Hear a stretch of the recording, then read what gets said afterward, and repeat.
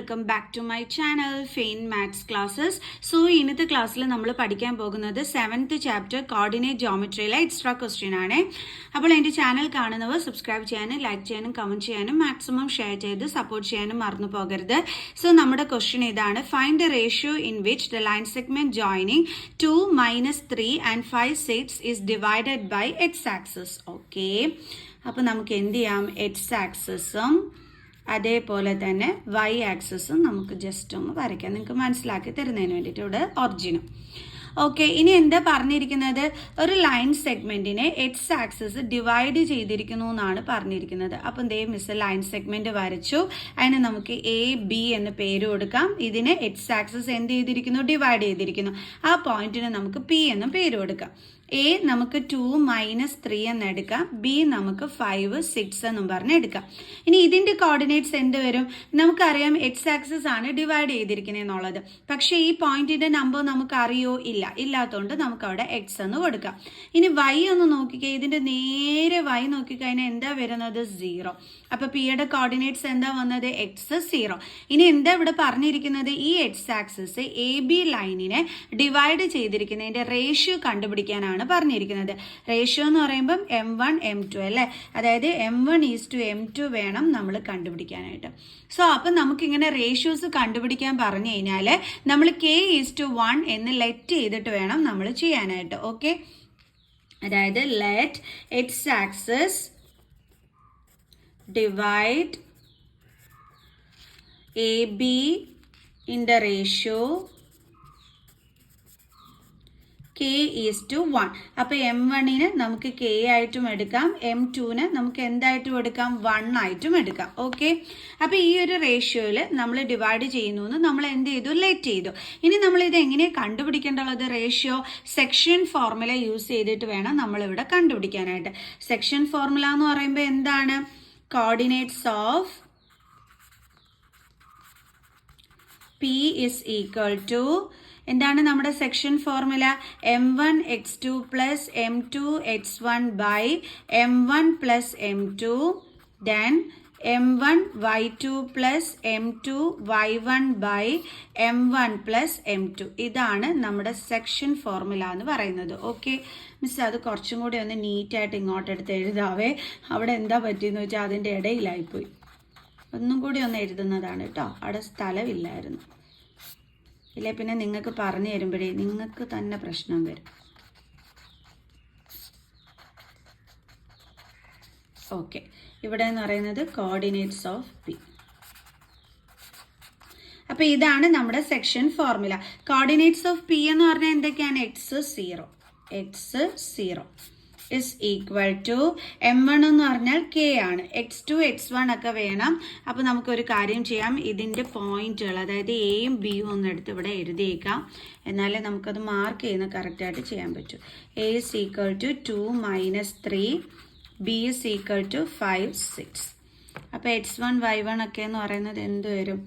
ഇത് x1, ഇത് y1, ഇത് x2, ഇത് y2. ഇനി നമുക്ക് നേരെ നോക്കി ഇവിടെ സബ്സ്റ്റിറ്റ്യൂട്ട് ചെയ്ത് കൊടുക്കാം. ഓക്കെ, അപ്പോൾ k ഇൻറ്റു x2 എന്ന് പറയുമ്പോൾ 5 ആണ്, പ്ലസ് m2 എന്ന് പറയുമ്പോൾ 1 ആണ്, x1 എന്ന് പറയുന്നത് 2 ആണ്, ബൈ k പ്ലസ് 1. കാരണം നമ്മൾ m1 kയും m2 1 ആയിട്ട് എടുത്തത് കൊണ്ടാണ് ഇങ്ങനെ കൊടുക്കുന്നത്. ഓക്കെ, ദെൻ m1 എന്ന് പറയുന്നത് k ആണ്, ഇൻറ്റു y2 എന്ന് പറയുന്നത് 6 ആണ്, പ്ലസ് m2 എന്ന് പറയുന്നത് 1 ആയിരുന്നു അല്ലേ, ഇൻറ്റു y1 എന്ന് പറയുന്നത് -3 ബൈ k പ്ലസ് 1. ഓക്കെ, ഇനി നമുക്ക് ബാലൻസ് ചെയ്യാം. അപ്പോൾ നമുക്ക് ചെയ്യാം. x0 is equal to k into 5 എന്ന് പറയുമ്പോൾ 5k പ്ലസ് 1 ഇൻറ്റു 2 എന്ന് പറയുമ്പോൾ 2 by k plus 1. Okay, then k into 6 എന്ന് പറയുമ്പോൾ 6k, ഇവിടെ plus into minus 1 into 3 by k plus 1. Okay, ഇനി നമ്മൾ ഈ ഇതിലെന്താ ഉദ്ദേശിക്കുന്നത്? ഈ x0 ഇസ് ഈക്വൽ ടു ഇതെന്ന് പറഞ്ഞു കഴിഞ്ഞാൽ എക്സിൻ്റെ ഫോർമുലയാണ് ദാ ഈ കിടക്കുന്നത്, സീറോയുടെ ഫോർമുലയാണ് ദാ ഈ കിടക്കുന്നത്. ഓക്കെ, അപ്പോൾ നമുക്ക് എന്ത് ചെയ്യാം? ഈ 0 ഇസ് ഈക്വൽ ടു എന്ന് പറഞ്ഞിട്ട് നമുക്ക് എടുക്കാം. 0 is equal to 6k minus 3/k+1.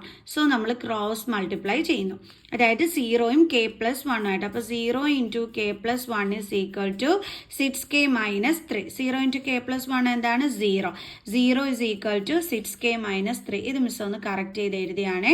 Is equal to 0. ഇതൊന്ന് തിരിച്ചെഴുതി. ഇനി 6k is equal to 0 minus 3 transpose ചെയ്യുമ്പോൾ plus 3. Then 6k is equal to 3. Then k is equal to 3. 6 into ആണ്, ട്രാൻസ്പോസ് ചെയ്യുമ്പോൾ ഡിവൈഡഡ് ബൈ എന്താകും? 6 എന്ന് വരും. ഓക്കെ, ഇനി ഇത് കട്ട് ചെയ്യുമ്പോൾ 3 1s are 3, 3 2s are 6. നമുക്ക് എന്താ കിട്ടിയത്? 1/2. അതായത് കെയുടെ വാല്യൂ നമുക്ക് 1/2 എന്നാണ് കിട്ടിയത്. ഓക്കെ, അപ്പോൾ നമുക്ക് കെയുടെ വാല്യൂ 1/2 എന്ന് കിട്ടി. ഇനി നമുക്ക് എന്തോ കണ്ടുപിടിക്കേണ്ടത്? m1 ഈസ് ടു m2 വേണം നമ്മളിവിടെ കണ്ടുപിടിക്കാനായിട്ട്. ഓക്കെ, അപ്പം നമ്മുടെ m1 എന്ന് പറയുന്നത് നമ്മൾ നേരത്തെ k ആയിട്ടായിരുന്നു എടുത്തിരുന്നത്, m2 എന്ന് പറയുന്നത് നമ്മൾ നേരത്തെ 1 ആയിട്ടായിരുന്നു എടുത്തിരുന്നത്. ഇനി നമ്മൾ ഇത് ഈ റേഷ്യോയിലുള്ളതിനെ നമ്മൾ ഫ്രാക്ഷനിലാക്കി എഴുതിയാൽ എങ്ങനെ വരും? k/1 എന്ന് വരും. അപ്പോൾ കെയുടെ വാല്യൂ എന്താണ്? 1/2. പിന്നെ എന്തുണ്ട്? ഡിവൈഡഡ് ബൈ 1 എന്ന് വെച്ച് കഴിഞ്ഞാൽ നമുക്ക് എന്താണ് ആൻസർ വരുന്നത്? 1/2 എന്നാണ് വരുന്നത്. ആണല്ലോ, 1/2 ഡിവൈഡഡ് ബൈ 1 എന്ന് വെച്ചാൽ 1/2 ആണ്. ഇതിനെ റേഷ്യോയിലാക്കുമ്പോൾ നമുക്ക് എന്താ കിട്ടുന്നത്?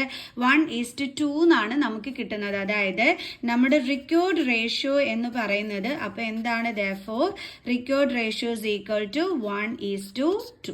മനസ്സിലായോ എൻ്റെ മക്കൾസെ?